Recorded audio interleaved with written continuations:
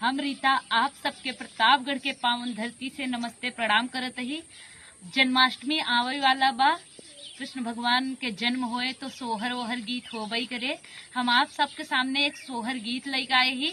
आप सब वहाँ सोहर गीत के सुनिया समझिया। अगर हमारा सोहर गीत आप सबके पसंद आवे तो हमारे चैनल ऋतुजा अवधी लोकगीत के लाइक करिया, सब्सक्राइब करिया। आप लोग देखते ही हमारे चैनल के मतलब बहुत प्यार ना देते हैं।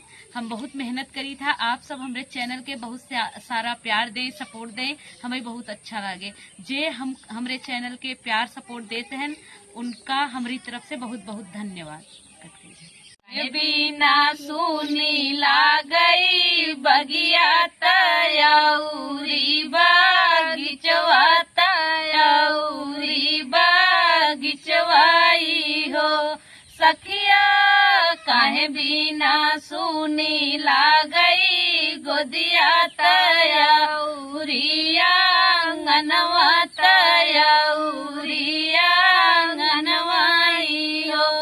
बिन कोयल सुनी लागई बगिया तयौरी बगिचवा तयौरी बगिचवाई हो सखिया, लालन बिना सुनी लागई गोदिया तयौरिया अंगनवा तयौरिया अंगनवाई हो। माघा महीना व्रत चौथा अंगना रानी रोवैया अंगना रानी रोवाई हो। सखिया लालन बिना सुनी लागई गोदिया तयौरिया अंगनवा तयौरिया अंगनवाई हो। माघा महीना व्रत चौथा अंगना रानी रोवैया अंगना रानी रोवाई हो।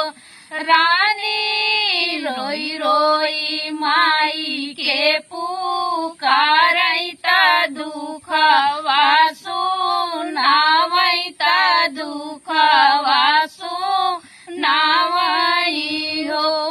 कावन कसुरा माई कियले बाजिनिया बनायु बाजिनिया बनायु मैया सबके हूँ मारे हमई तनवा तरहिया बे रावई तरहिया बे रावई हो।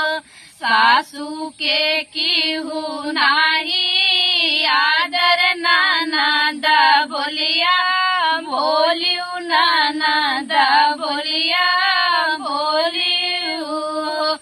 रानी भैने के दिहू दूत कारी लाला नाम नाही पायु लाला नाही पायु।